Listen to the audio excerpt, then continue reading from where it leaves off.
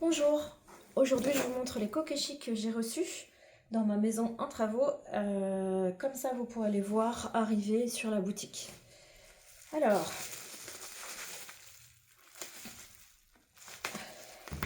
ils sont toujours super bien emballés. Voilà, celle-là je l'ai déjà eu plusieurs fois sur la boutique, elles partent très très vite ces petites kokeshi modernes.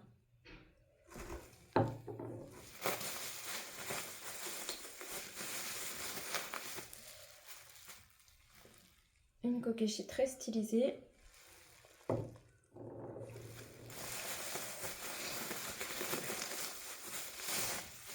Une autre kokeshi moderne, celle-là pareil, je l'ai déjà eu plusieurs fois. J'entends un voisin qui passe, je sais pas ce qu'il fait. Alors dans ma maison, quand les gens passent, à côté, il y a une sorte de plaque d'égout. Ça fait du bruit et donc on les entend. Oh, celle-ci elle est jolie, avec un bambou de dessiné et des oiseaux. Très jolie. Et signée et avec un tampon, ça j'ai jamais eu, par exemple. Très jolie.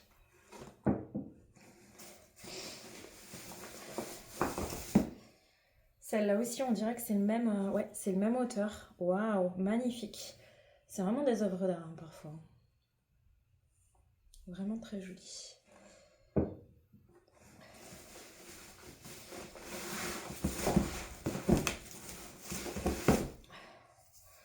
Voilà, donc ça, ce sont des kokeshi stylisés un peu.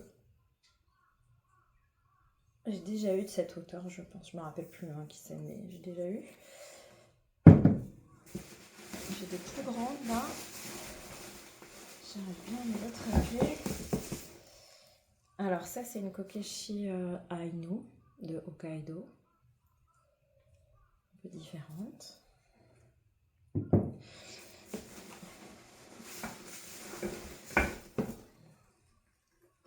Très jolie aussi celle-là.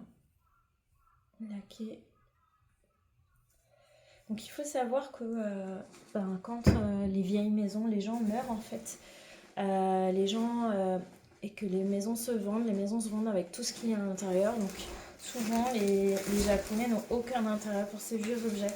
Et dans les lots que j'achète, c'est souvent des lots qui appartenaient à la même personne. Donc il y a des, enfin pas toujours, hein, mais il y a des collections qui sont assorties. Donc voilà, par exemple là, ça doit être elle est très grosse celle-là, très très lourde, et la tête bouge.